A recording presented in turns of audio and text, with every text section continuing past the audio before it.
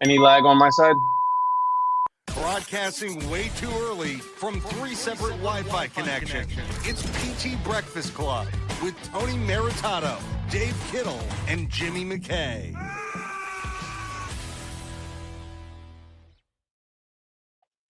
All right, good morning. PT Breakfast Club here live on a Tuesday. What do McDonald's burgers, cruise ships, and smart bird feeders have to do with physical therapy? We're going to explain.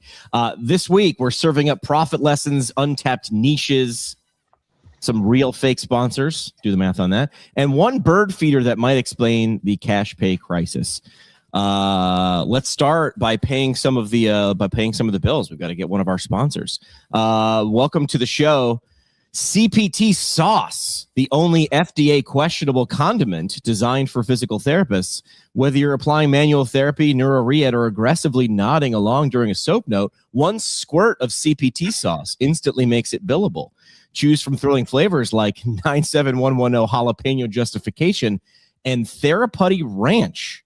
Warning, may cause spontaneous audits. CPT sauce, because ketchup doesn't reimburse. Now, is there an image? There's no image that came up. There was. I got to get better at there it is. CPT sauce. There it is. I love it. One squirt, instantly billable. Tell me you wouldn't buy a case of these. We've even got billing facts.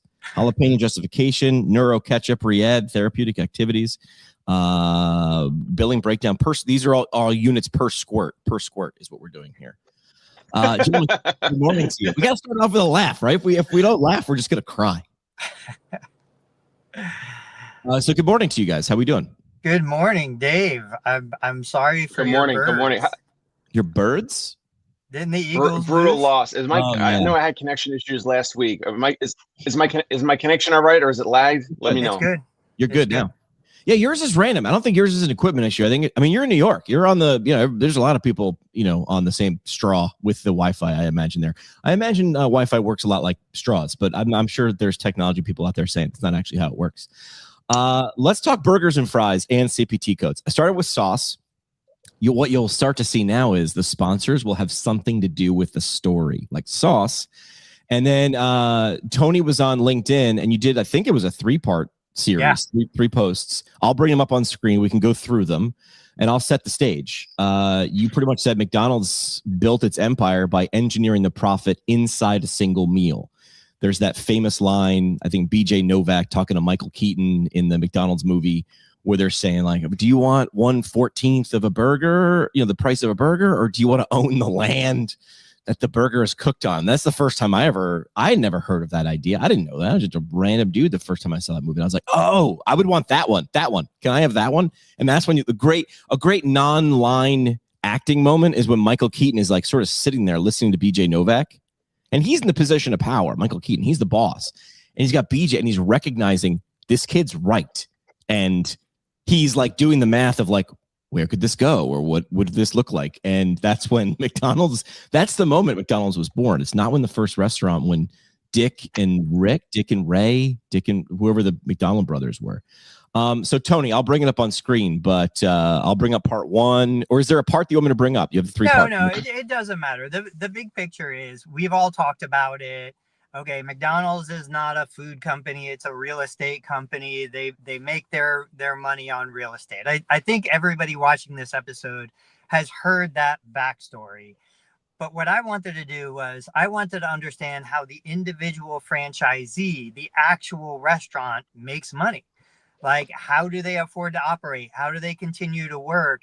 And so I'm using ChatGPT, and we're going back and forth, and we're talking about these ideas of, profit models, business models. And I'm like, okay, I've heard the beverage is where the profit is.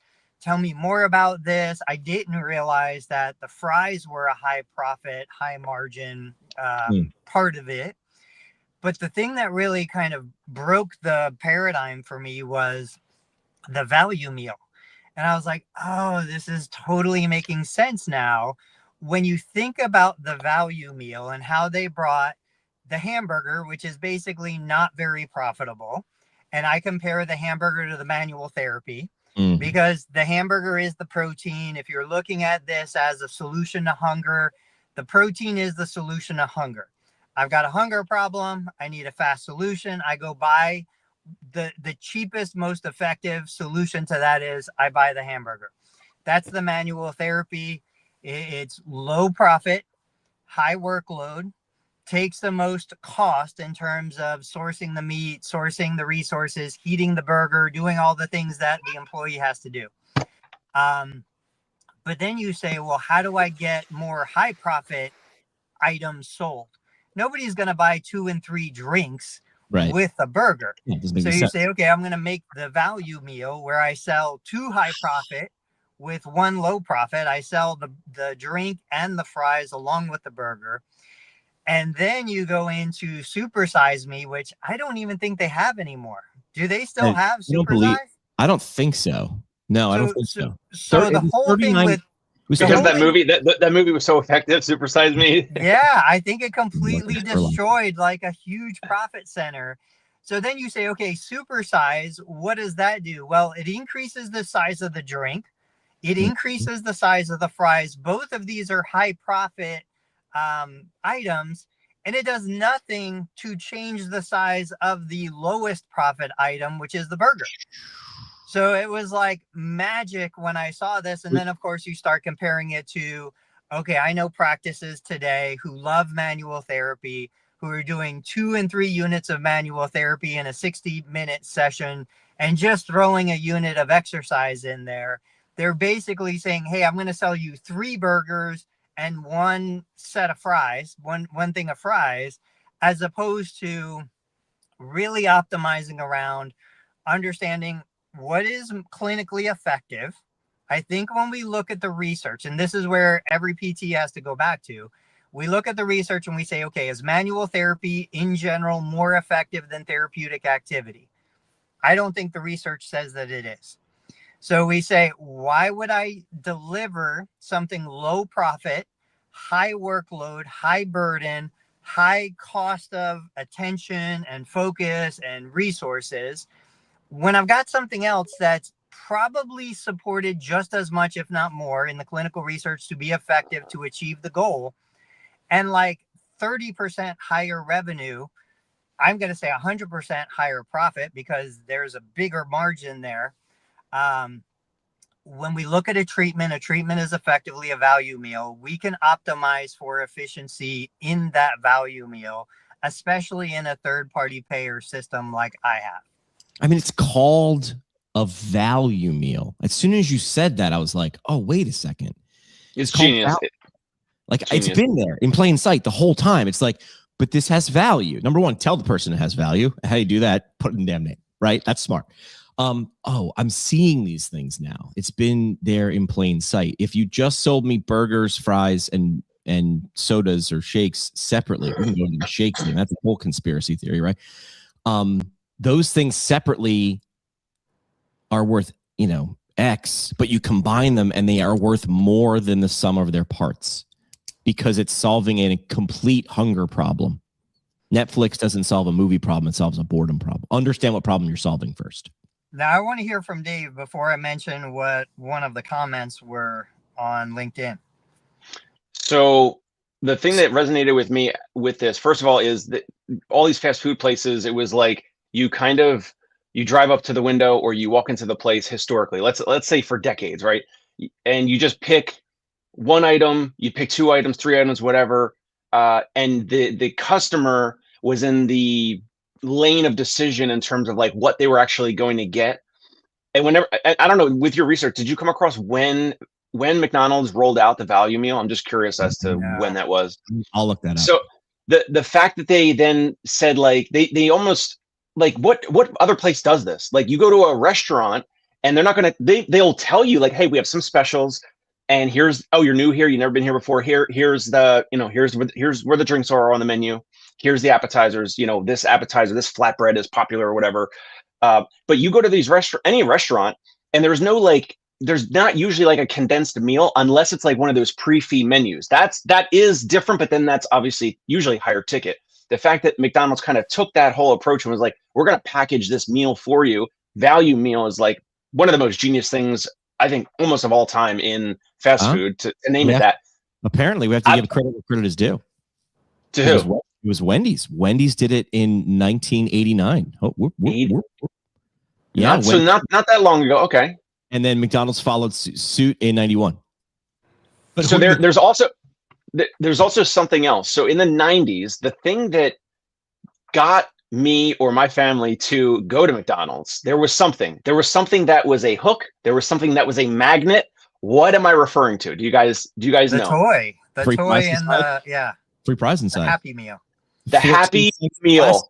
Also a meal. Happy Meal. Value meal for the adults who understand the word value. Happy Meal is like, I get a toy that's valuable to me. I don't know what the word value means, but I see a toy on a commercial and the kids are like, Mommy, Daddy, I want to go to McDonald's. Another genius layer. Obviously the food has been proven to be horrific and horrible. And I know Tony still goes there a little bit, but once a week or twice a month or whatever. But in general, I don't go there, but they've done so many things that, yes, absolutely, we could model in physical therapy and healthcare. And they wrap it in a box. What kid doesn't like opening a present? I mean, now you're seeing it when you're like, well, why do they do that? Very few accidents. Very few. We're not doing this on purpose. Rest in peace, Dave Thomas, the realest OG in the fast food game. I have got a couple Dave Thomas stories that I'll tell later before we're done with the segment, but understand what business you're in. And I don't know, but I think all of us probably agree there are people in our profession who would turn their noses up at the thought of doing any of these things in their practice, because I am an autonomous practitioner. And I want to stress we're not asking you to do that. If you don't exist 3 years from now, you help no one. Understand the physics of the games that we're in. We're in a game, whether you like it or not. And you can not like the fact that I'm calling it a game. It is. Economists use things called game theory for a reason. Oh, man. So many thoughts now. Wow. A lot of thoughts going on here. So real quick, I think it was Garrett on LinkedIn had shared a post saying, he appreciates the analogy. The trouble is where it falls apart is physical therapy. It's, a higher cost. It's more, you're relying on professionals, licensed professionals, the regulator on how much volume you can do. Like McDonald's, it's all about how many people can come through the drive-through or the door. Throughput. Yeah. Physical therapy, it's all right. You have a limit on how many units can be delivered in a day. You have a limit on how many licensed professionals you can bring into the business. You need scale to make the McDonald's formula work. You don't have that capacity for scale in a physical therapy business. And I totally agree with everything that he said. I said, but you're looking at physical therapy through the lens of where we've been. Now bring in Hinge Health, Sword Health, bring in new models, bring in old models that might come back where the physical therapist just does the evaluation, develops the plan of care, and then an unlicensed but trained by you individual actually delivers the service. As we're moving toward more beneficiaries paying more out of pocket, I think we look at new models, alternative ways of delivering the service. Once again, McDonald's is about solving the hunger problem quickly. It's not about serving you the best possible beef and the best possible bread. It's not about beef. It's not sourdough that was aged 48 hours before it was put into an artisan's oven. It was about solving my hunger problem quickly so I can continue to work. That's what it's about for a lot of people, me included. Yeah. So I agree with what he's saying, but I think he's holding the standard of where physical therapy has always been. And I don't think that's where we're gonna be. Yeah. I was gonna not nitpick, but he was saying first is hiring unskilled environments. Labor is abundant and replaceable. If someone walks out, another person can be hired quickly. I thought we had so many PTs, but labor was easy to get. You just had to pay them, right? Isn't that the issue? It's not like we can't find PTs. You have to pay them. So it's the cost of labor, right? It's not the abundance of labor or lack of abundance. It's going to sound like I'm changing topics, but I'm not. Are you guys? Did you ever hear me talk to a guy named Yanni Corey? Next Step Fitness. I think I'll give you the quick and dirty. Met Yanni actually, Sky Donovan, one of my professors, was like, there's a guy in Georgetown right now for a talk. Drive across the river and meet him. Yanni dove into a wave after college playing, beach volleyball, dove into a wave, hit a sandbar, spinal cord injury.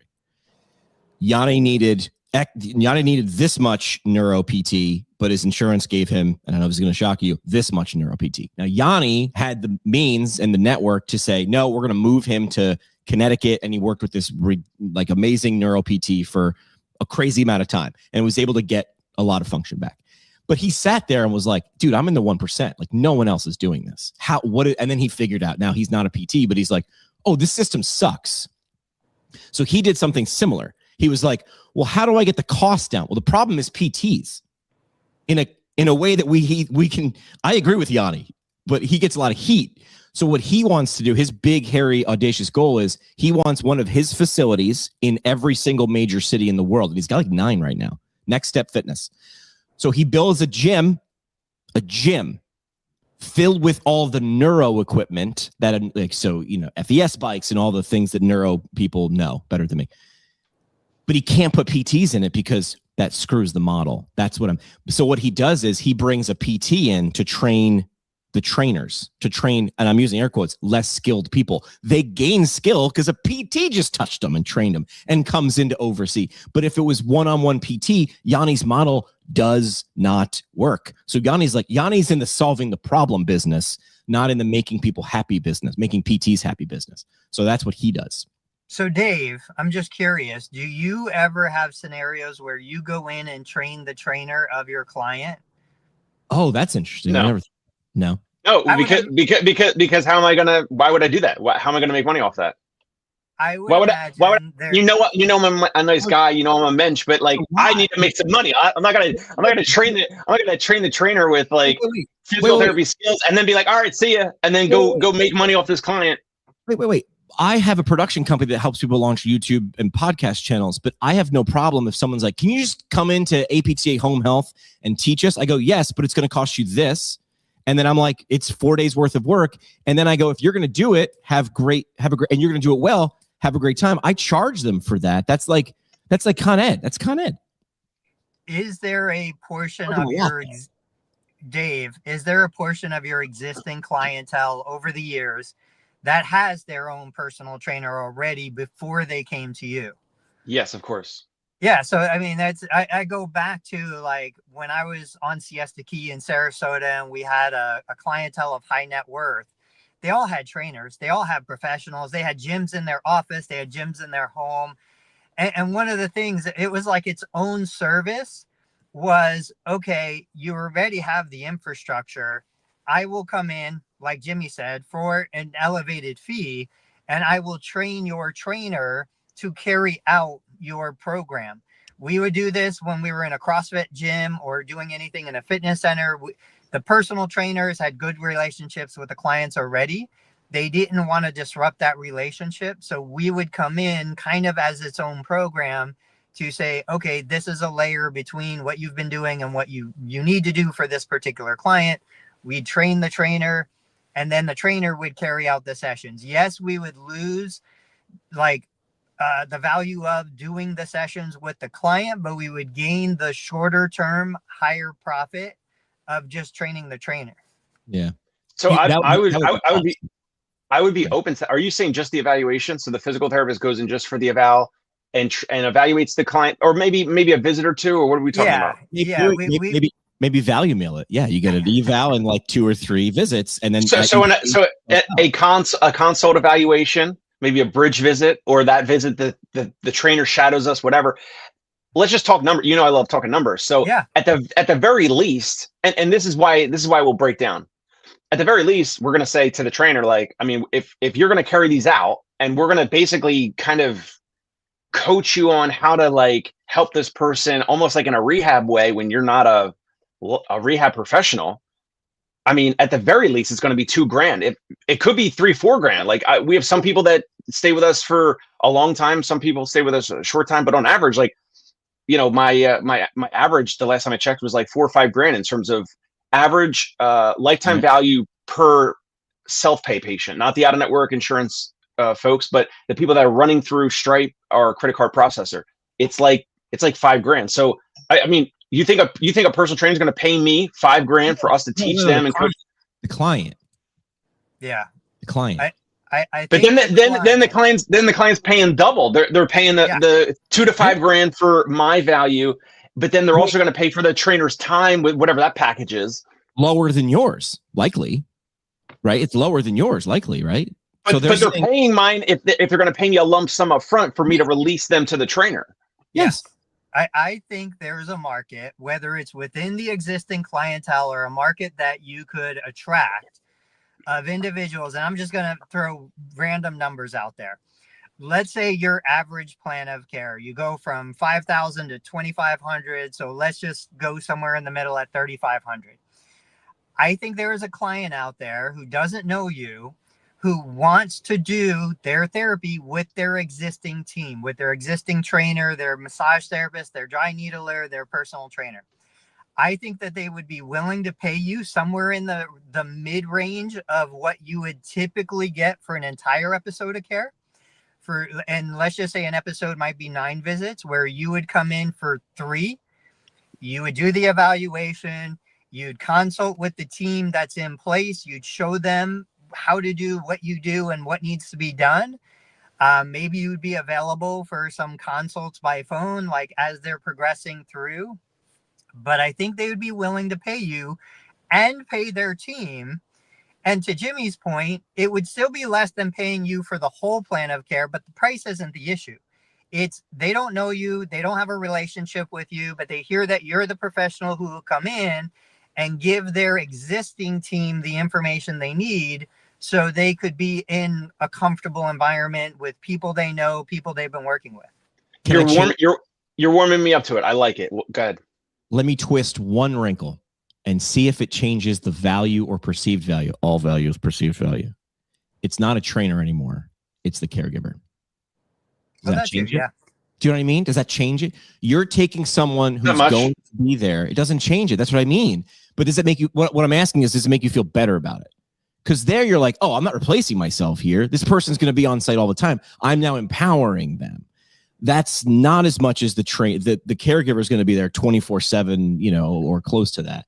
So this is you leveraging your expertise. This is a very niche thing that you'd be finding, because as Tony was saying, the person has to know you, like you, trust you, and understand your value. But you're like, yeah, I could do this. So seeing me every week or twice a week for 6 months would cost you X, or I could train your trainer or train your caregiver, and it would cost you less than X, but definitely not an hourly rate. It's a value rate, value meal.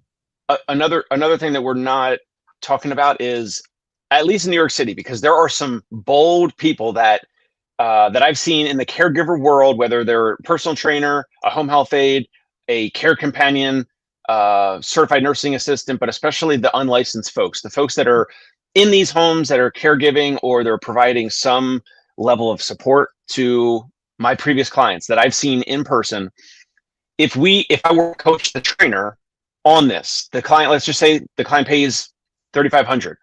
Right. This is what in New York City, I don't know about anywhere else. In New York City, this is what will happen. That trainer will then tell their other clients, hey, I was trained by Dr. Dave Kittle and blah, blah, blah. And now I can do rehab stuff for you. And they're going to say that to all the other clients. That is what will happen. Wait. So 2 things. Number 1, what's to stop them from just going on YouTube and watching 400 physical therapy videos and saying they absolutely can do that. My point is, by me coaching the trainer to carry out the plan of care for this one client, it will empower most of the time. It will empower this individual to then be a little bolder and a little more confident and speak up to offer this.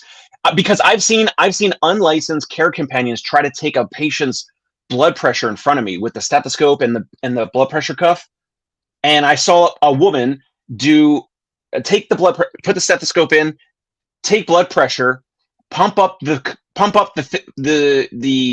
airbag, but she forgot to put the cuff on the arm, and she said 120 over 80. She gave a number of blood pressure, 120 over 80, and it was impossible because the cuff was not even on the arm. Guys, I've seen some crazy stuff. Trust me. Right. And I'm telling you, this would empower personal trainers to then be like, oh, I'm the rehab I'm the rehab personal trainer as well for all, and then Tony, I'm not able to capture, or any other physical therapist in the market are not able to capture this offer that we're talking about.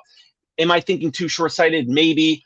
Am I generalizing? Maybe. But I'm telling you, I've seen some crazy stuff. I've seen personal trainers on a baseball field say, "Hey, do you want me to reset your shoulder?" And I'm like, "Bro, you're a personal trainer." And then Also, the guy got hit by a line drive, and it was a fractured humerus. yeah, Fractured humerus, and he go. The trainer didn't know that, obviously. In real time, he just got injured, but he was ready to reset that shoulder. This happens all the time, Tony. I'm telling you, it's crazy stuff. I believe it. This is a different level. So when I threw this wrinkle out, my brain, when I said caregiver, I thought husband or wife or son or daughter. That's what I was. I think I would be more inclined to do that, because then they're not going to, go off on a tangent and try to tell everyone that they're like the unlicensed rehab professional in the area. I think that was my thing, which is like, hey, listen, I can't afford bringing Dave Kittle. Like, I understand your value, but like, I'm taking care of my dad. If I didn't have a PT degree, I'd be sitting there. Home health came in once or twice, and they were amazing when they were there, but just wasn't enough. So I was like, can you just teach me 2 things to make sure my dad doesn't fall? I mean, I know it's patient education, but this is more than that. And I feel like people would pay for more than that because value. I will say this. So back to the menu. Manual therapy is a hamburger, right? That's high labor, low margin.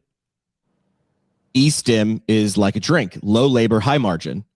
Neuromuscular rehab, fries, medium effort, medium margin. But you have to understand this. This is what I'm trying to say, is like, understand the scoreboard. So a visit is a value meal, not a visit anymore. But you need to envision it that way. Right. And at no point do I want someone saying, well, we're just going for money. That's not what we're saying to do, but understand how you can make sure people understand. This is a communication issue. So what's our version of Supersize It before we move on to the next topic? What's our version of Supersize It? Would you like this? That's where I think you layer in self-pay services, non-covered services, you sell a product. I can't even believe, and this is, every single year, there seems to be 1 or 2 big things that happen in my business that I'm like, why wasn't I doing this before? Like, all of a sudden, it just opens a new door. So we've been using the massage guns, the percussion massage guns. Every single patient was like, oh man, that feels amazing. How do I buy one of these? And like, we're selling so many of these massage guns that we didn't sell last year. Why didn't I sell them? Why wasn't I doing this? I don't know. I don't have a good reason for it, But using a device like that makes it so easy for somebody to say, hey, I want to buy this, whether they buy it through our Amazon link or they buy it from us directly. I don't care. It doesn't matter to me. But that's where I would say the Supersize Me is. You either sell them a product, you sell them a non-covered service, you develop something else that they didn't have access to before when it was just insurance. I feel like your model of use the gym whenever you want in between visits is a leg. Like, it's it's paid for, right? This person's not going to break the leg press. That's not really how it works. Health bundle, knee bundle, right? So massage gun, maybe one of Joe Lowe's bands, and a stretch out strap or compression boots or whatever, or TENS unit. I know Tony's bundled stuff before. Here's a crazy idea that I don't think I've ever heard before. What if you sold our new sponsor, StimNap? Yes, nap that you can build for. This episode is brought to you by StimNap, the revolutionary system that turns patient nap time into revenue time. Here's what you do. You plug in, press go, and let the gentle hum of an unintended electrical stimulation unit do the work while you pretend to check notes nearby. Each StimNap comes with a free, totally therapeutic sign to hang above your plinth. StimNap, because why should machines nap alone? StimNap, you can bill for it. I have a slightly better name. Okay, go. ZapNap. ZapNap is right there the whole time. ZapNap. I'll talk to Keith, my rep over at StimNap. So real quick on that same topic, NewFit sells the Newbie. They have a protocol. It's like a neurologic reset. They put 2 direct current electrodes under the occiput. They put 2 at the base of your feet. They run a current through your body. You lay there for like 20 minutes. I never did it. I never understood it, but I saw like videos of them and went through. That's exactly, they've been doing this. The people who use it and do it say it's amazing. I mean, it's right there. You mean the people who take a nap nap. in the middle of the day are happy to take a nap in the middle of the day? That's weird. The only people who don't like taking naps in the middle of the day are 5-year-olds. Everybody else loves it. So, Dave, yeah. do you nap? Are you a napper, Dave? During baseball, I definitely try to. When my son was napping from 11 to 1, some days I was napping in the same room or the next room over. Yes. Right now I don't need it, but during spring or summer baseball, when we were doing like double headers and all that, and like the next day or two, I was like extremely fatigued or tired. Yeah, I definitely have been. I'm a twice a day napper. I nap. Two zap naps a day? What are you, a hobbit? Are you eating 2 breakfasts? No. Typically, I will leave the clinic around 12:30. I'll get home, I'll eat, and I'll do a 20-minute nap. And then usually again at like 6:30, 7 p.m., I'll hit a That's too late. 20-minute nap. Hold on. What time do you wake up and what time do you go to bed? I wake up at 6 o'clock, pretty much 6:10 every morning. Okay. Usually before the alarm goes off. And then I try to go to bed at 10. Like 10:20 is the perfect time for me to go to bed. And I get two quick 20-minute naps in, and it's perfect. I've now reorganized the people on the screen in the likelihood of us napping, and it's Jimmy, which is 0. I would love it if I can't do it. Sometimes Tony twice a day. A double header of naps. The reverse. All right. Do you guys want to go the cruise ship thing I posted? How come no one's been the cruise BT?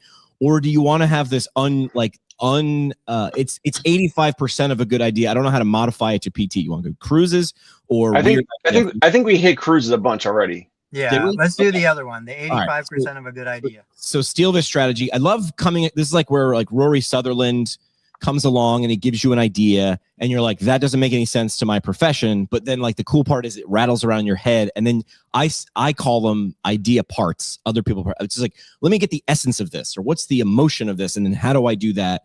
I was taught at an early age in my career, when you have an idea, when I would pitch things to my bosses when I was younger, they're like, it's not there, but put that in a file. Like, that's good. We don't have a place to put that, but that's good. That's some good ingredients there. Save that. I thought this was brilliant.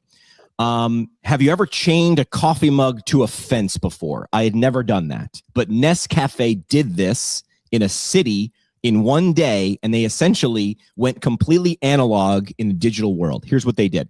They pulled off a masterclass in physical and digital engagement.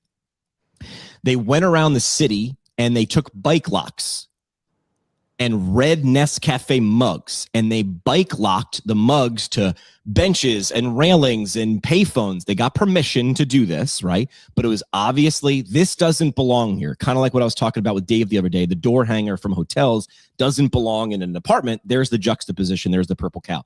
So they did this. So there's a bunch of mugs hanging all over the city, and I can touch the mug, but I can't get it without breaking it because there's a combination bike lock. And then there's a little tag with a QR code.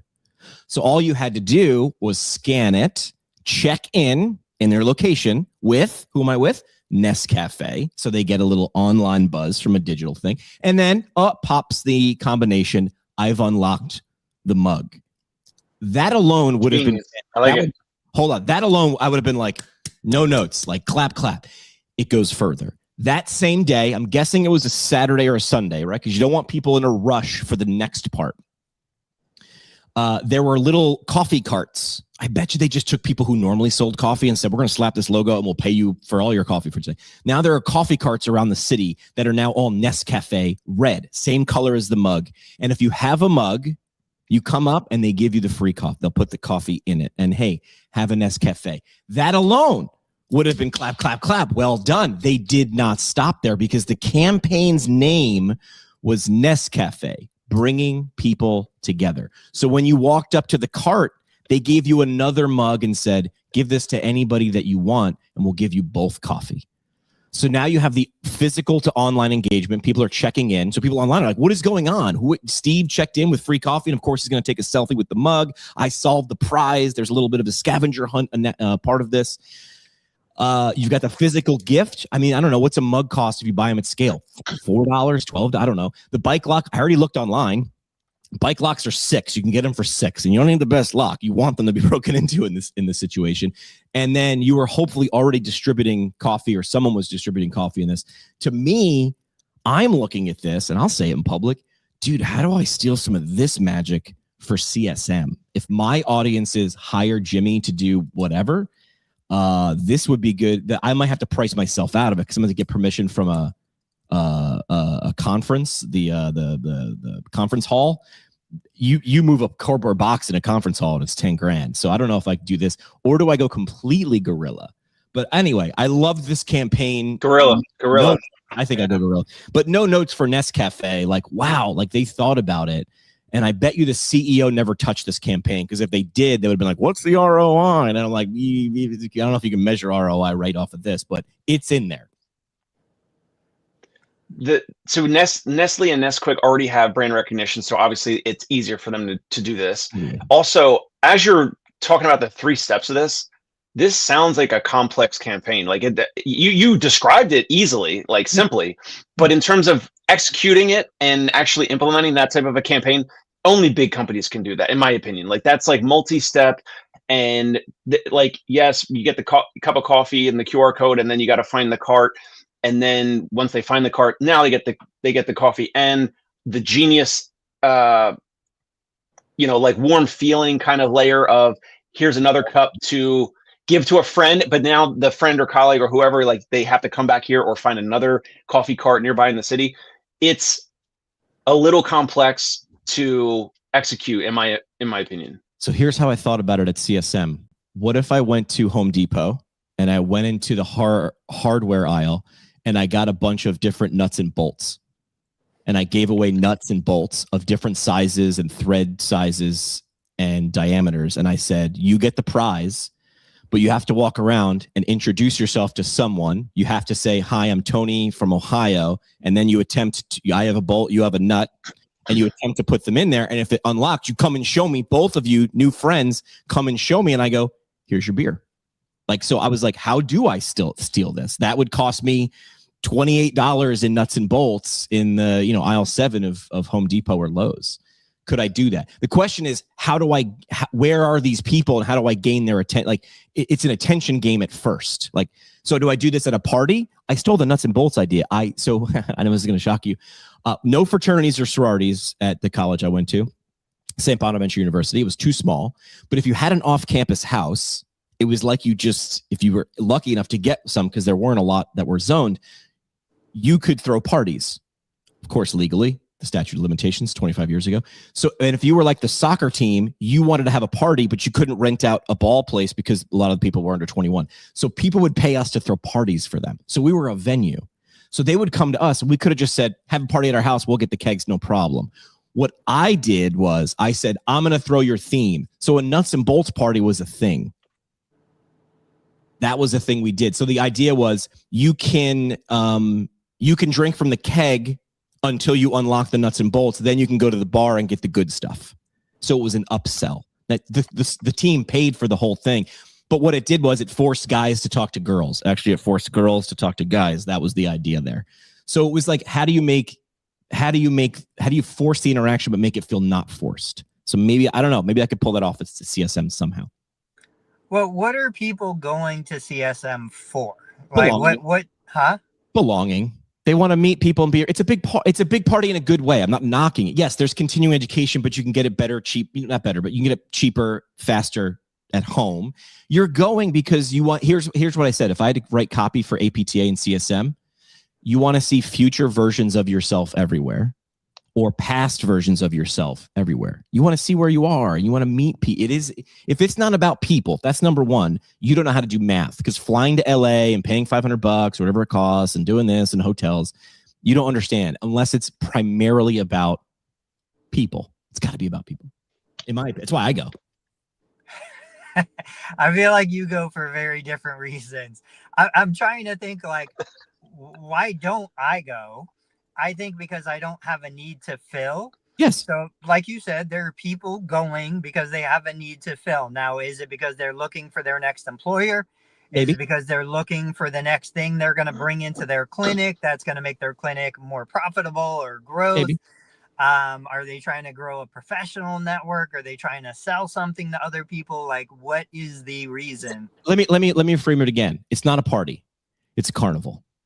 And there's something of value for everybody. Are you a rides person? No, I get nauseous. Okay, well, we have those. So we get some rides people to come. So in a little friend group, you got a rides person and a games person. Oh, I love the thing with the water and the balloon and the clown's head explodes.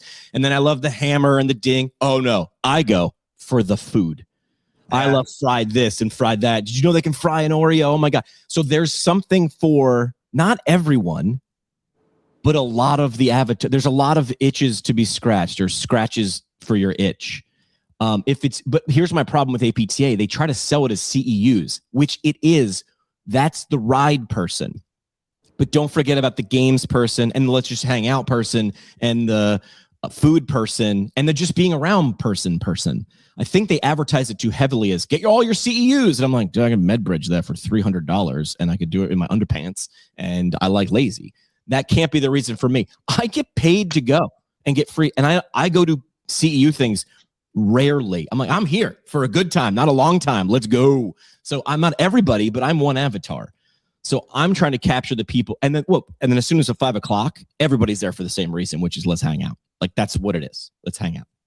So I'm trying to capture a little bit of fun during that time. It's like some people are there for the networking stuff, and the challenge is now your nuts and bolts idea is absolutely the conduit for potential serendipity, meaning people could find their next job, they could find their future manager or boss, or the bosses and managers could find their future candidates and team members and all that, and they could help relocate therapists from this state to the other state or whatever. Your idea is satisfying that. The challenge is like, some people don't want to do that, or they don't want to have that engagement, and they don't have to. It takes a little extra. Right. Or they could watch. Or they could just like, I want to be event adjacent. Like if there's a dance party, I'm against the wall. I do not dance. I don't mind being around dancers, but I'm not dancing. It's not going to happen. But I'm not going to run out of the room. So there's something there. Like parties. You would think, and if Jimmy hates, I don't hate dance. I mean, I kind of hate dancing. I don't hate when other people are dancing. I don't like to do it. So you would think, oh, parties or weddings, Jimmy hates them. No, I love them. I just don't want to dance. So I find other things. I walk along the walls and talk to people as they come off the dance floor, all sweaty.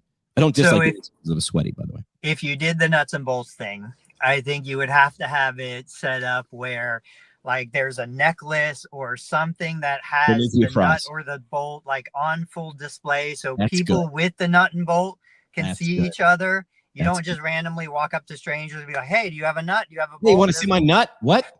Don't say that. HR has said, do not say that. Yeah. So people like us do things like this. I think it has to be visible. It has to be, outwardly available. I like that. Cool. I could do that. I'll do that at a party. So I'll spend getting nuts and bolts through a TSA checkpoint. So I'm gonna have to buy them at a Home Depot in California because I don't know if that's gonna that'll fly. Excuse me, sir. Why do you have 78 nuts and bolts in your carry-on? Oh, it's for this game. And I'd be like, over here to this other pat down line.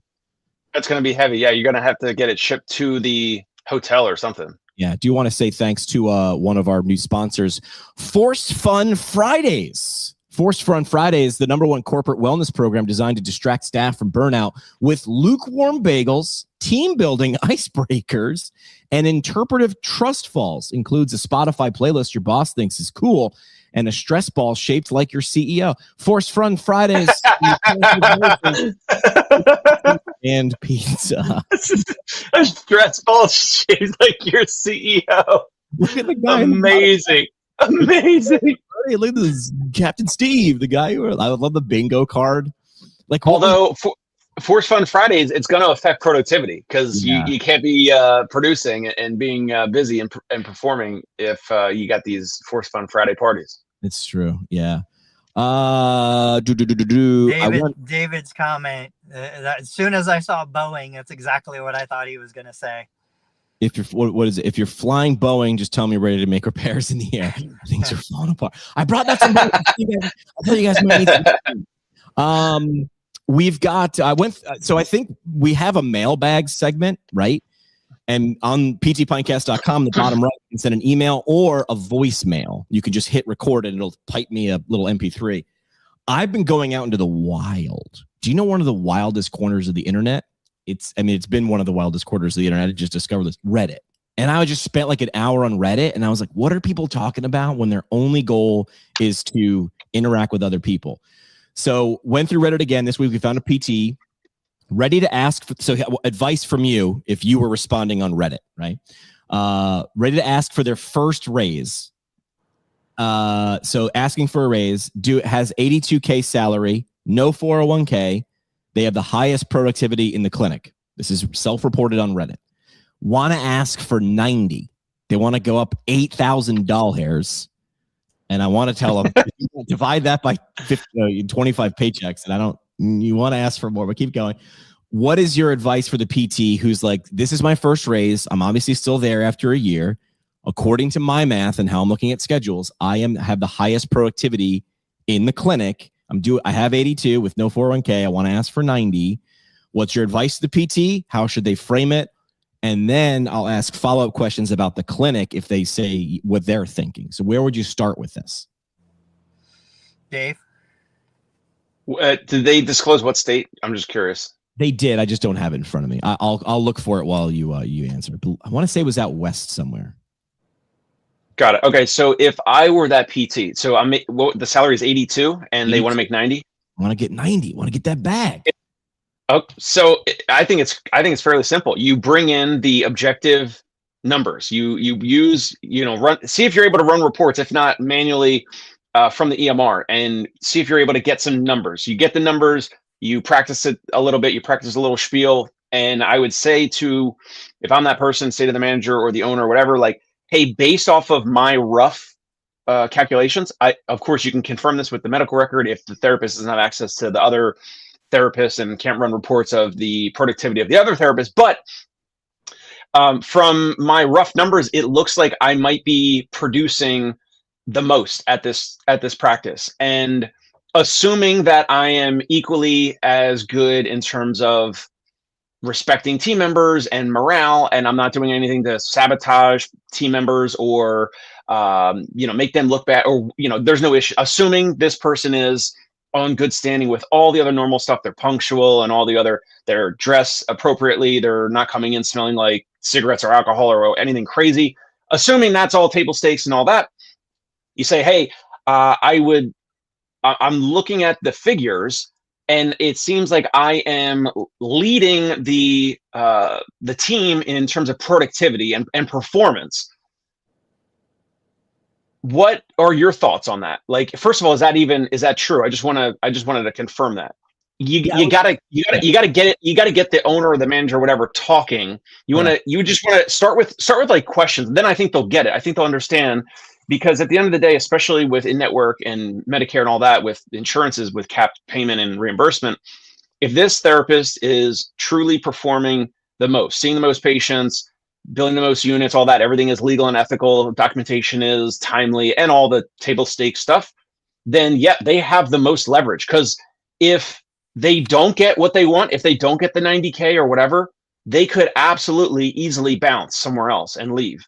So you could ask consequence questions like, hey, like what would happen to the practice if you happen to lose your top performing therapist? Like if you didn't have that performance, like what, so like there's ways to flip it and ask questions as opposed to saying, I want this. But if you lay out the numbers, either way, you could lay out the numbers and say like, I believe that my performance warrants more compensation. I'm delivering more value to the bottom line than other team members, respectfully. And you could go that way as well. It just depends. Like, do you want to go like questions based route and have them make it their decision to up your pay? You could also go directly. It's really going to depend on the therapist and the manager, business owner, decision maker around who's the decision maker for higher compensation. But I would love to hear what Tony thinks. Yeah, it's you have to understand who the decision maker is, just like Dave said, and what are they really, making their decision based on. There have been times throughout my 25 years of private practice ownership where I made a decision to pay someone more just because I didn't want the hassle of replacing them. They were the least productive. They were the least effective. Yes. They weren't the best therapists, but I just didn't have the capacity to replace them. So it would be worth the nearly 10% increase in pay. There were times where, you know, I chose to pay somebody more just because they were the social person in the clinic. You know, I'm not the social person. The other therapists weren't really the social, but this. So you have to understand the motivation of the person who's going to make the decision. But like $9,000 or $8,000, it's not a big deal in the big scheme of things. But if you look at it on a percentage basis and the person making the decision is so used to 3% and nothing more, you're saying I want 8 or 9, 10%. There's no way they're going to say yes. You just have to understand what you're selling that person on this idea. You have to understand what they are willing to buy, what they need, what are their pain points. Sometimes it's productivity, but I find that it rarely is. I just don't see productivity, profitability being the deciding factor. The pain point is usually, I don't want to replace somebody. I don't want to go through interviews. It's going to cost me more than $8,000 to find somebody who's going to do your job. So that is what they're paying the $8,000 for. I was on Reddit. Great answers, and you covered both bases. I was going to ask you now. Go from the clinic side, but you did that. Dave, I was on Reddit and found this one and thought of you. So I will let you go first. 1 second. I don't care. Okay. This is a student talking about their first clinical rotation. Very first rotation, and it's only been a week, and I am honestly so exhausted and burnt out already. I've been waking up super early for my 10 to 11 hour day, 4 days a week. So they're doing 4 10s. I got to be honest. Okay, I won't put any thoughts in. Every nurse in the country doing it. Go ahead. Got it. And I don't know how early super early is, but like, okay, so you're doing 10 to 11 hour days, 4 days a week. I've been getting 1 to 2 walk-in evals with little prep time. Oh my God, you got to wake up early. I'm so sorry to hear that. And seeing 7 to 8 patients. I'm like, I don't know how long or what time. I don't know the setting yet. I guess the only saving grace is I just have to run the exercises with them, but I also have to do the notes after. Yeah. My other CI has been super helpful on someone on quizzing me and making me do manual stuff and taking measurements. So where's the question? I feel like I hit the ground running and trying to think about it, but I'm wondering, is this really all there is to clinical rotations? I know it's not the word. So I don't know. Are they mad they're not doing, I couldn't figure this out. Are they mad they're not doing enough or they're doing too much? So I call this one Goldilocks. Are we mad that you're being asked to get up too early and work too long and do too much? Because I got to be 7 to 8 patients a day. Are they spinal cord injury patients? Like, that's a lot. Are they not? Like, so you're leaving out a lot of information. And when you leave information out, I get to make stuff up. The last 3 words of this post, the place is so fast paced, but treating 7 to 8 patients a day in 10 hours? In 10 hours is more than one-on-one. That means you're having, 15 minutes in between patients or whatever for the documentation that they're saying that they have to do the notes after. This I'm gonna try to be really nice, but from reading this, probably this is a person that never got punched in the face as a kid. They didn't work in hospitality. They never got their butt slapped. They never had resistance, challenges, adversity. That's what this sounds like. Because everyone else watching or listening in the physical therapy world, in an 8 hour day, there's some practices, some therapists that are routinely seeing 12 to 24 patients a day in 8 hours. My other thing too is I'm waking up super early for my 10 to 11 hour day. I want to ask, is that 10 to 11 hours in the clinic, or are you counting when you open your eyes to when you get home? Is that your time too? So you got to be real. If they're doing 8 4s, I'm guessing it's 10 hours or 11 hours in clinic, which still, that's a work week. Like, we've all sort of looked around and said, 40? Are we good with 40? 40 feels okay. Let's do 40. All right. 40 is good. 8 times 5, 4 times 10. Great. This will be my parting shot because I got a bunch of people walking in. Wait! You got walk-ins coming? What are you doing, Tony? You running a clinic here? It sounds like too fast-paced. Listen, this has been my frustration. is, you know, we're using these subjective experiences, and for some reason we think these are objective measures. You know, now you can compare this to a subjective pain report. You can compare this to other people talking about the mental cognitive load of something. I have no doubt this individual perceives this experience as hard, air quotes, hard, challenging. You know, for them, 8 to whatever patients a day is tough. Yes, it is hard, but it's not necessarily objectively hard. It is subjectively hard. It is hard to you, not to other people. And just because it's hard to you, you know, you put something out that this is the same frustration I get when somebody says houses are unaffordable. No, the house you want to buy is unaffordable, and it's unaffordable to you. And so I don't know if this is social media that's making everybody has a voice, everybody has a platform. This complaint would never have surfaced if we didn't have access to so much information. I had always assumed this stuff would just eventually drown out. Like we would be flooded with it, but it's still persistent here. So it's waves, I don't know. Right? Yeah. It's I don't know if we need to bring pain science into like social media and, you know, acknowledge, I understand you feel this way, but don't confuse your feelings with the reality of the world. But that's my parting shot, guys. I will catch up with you guys next time. Thanks for having me. David, see you, Tony. David Round says we need to make a Prison Mike meme for Dave. I didn't know what Prison Mike was, and then I, of course, Googleized it. And bam! The Office, dude. You don't watch The Office? I did, but I don't remember Prison Mike. I mean, I guess I now seeing this image, I remember it was a great episode. Also, I'm a little annoyed with David Rubin, D3, because on LinkedIn he was giving kudos to Jerry Durham about congratulations to the Niners for knocking off my Eagles. So David Rubin, I love you, but I don't like that you're a Niners fan, or you were saying congrats to Jerry for the Niners beating my Eagles. I'm still bitter about it from 2 days ago or 3 days ago. Yeah, I want to make sure we don't lose money by not mentioning one of the sponsors. So let's make sure we get this live read in for this sponsor, Suction X. Ask your PT if Suction X is right for you. Suction X is a breakthrough external decompression enhancement therapy using time-tested circular discoloration protocols to create the illusion of clinical progress. Side effects may include awkward bruises, unsolicited gym questions, cult-like devotion, spontaneous TikTok videos, and a temporary belief in ancient air vacuums. Suction X, because recovery should Jimmy.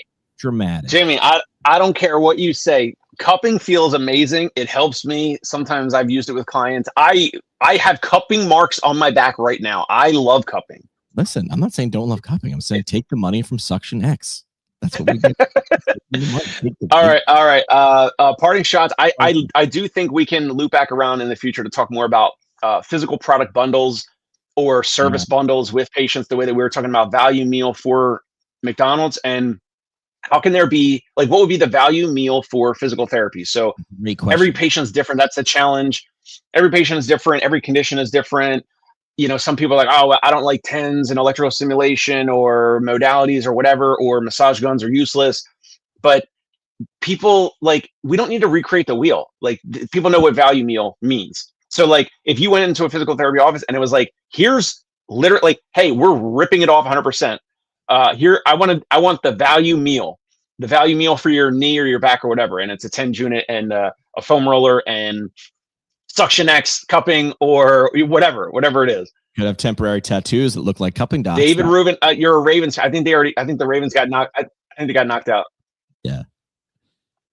Yeah, I don't disagree. Perfect. All right. My parting shot would be understand what game you're playing.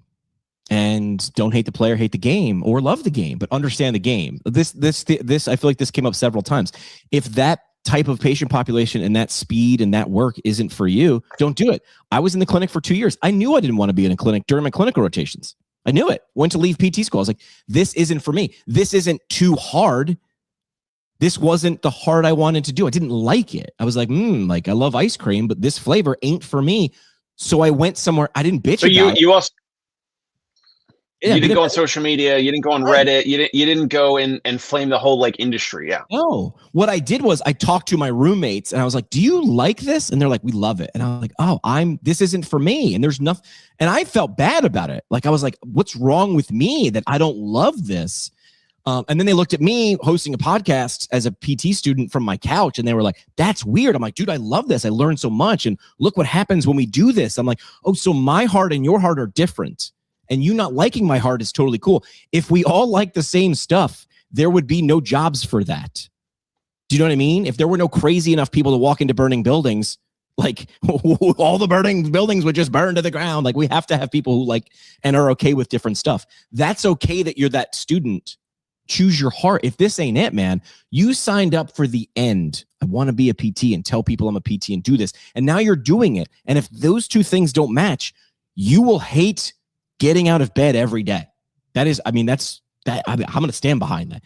Choose your hard, right? Same thing with business, though. If you're like, well, I just want to do what I want to do and get paid as much money and the insurance company sucks, you're doing the same thing as that student. You're bitching about the thing that you signed up for. You signed a contract. They said, if you do A, we pay B. You do C, we pay D. And you're mad about it. That's okay. That ain't going to change it, though. It's not going to change it. And, you know, you probably should have done more shadowing and more due diligence when you were younger before you actually went into the program, the doctor of physical therapy program or whatever. So sorry to tell you, but it's your fault that if you didn't do enough due diligence or have advisors or help or whatever to say, hey, why don't you go shadow at the Concentra down the street? Then you would have been there. Then you could have talked to the therapist 4 or 5 years ago, whatever. And then you would have said, then maybe that's not right for me. Well, so here's the problem. Here's one. I agree with 89% of what you're saying. Talking to therapists, if they like the job, if they like it, if they think that doesn't work. You have to ask them, what do you like about it? Why do you like? Well, I see 8 to 10 patients a day, and they're like, that's fine. And you're like, oh God, ugh. I get up at 5:30 because I live an hour away, and I don't want to do that. Good, then you don't like the job. Somebody, I think it was Seth Godin or someone reframed it. They were like, you know how many people I hear just say, I want to quit my job, I want to open up a coffee shop. And the guy came in such a great way of framing it. Do you like spreadsheets and ordering things and making and paying for things and shipping things? Like, no. That's what the owner of a coffee shop does. They make sure there's cups and lids and coffee and danishes on site. You want to be a barista. That's you're like, I want to hang out and make coffee and talk to people and yuck it up all day. You want to be a barista, but you want to make coffee shop owner money. Everybody wants to be a gangster until it's time to start doing gangster things. Dave ducked out. All right. We'll be back on Thursday.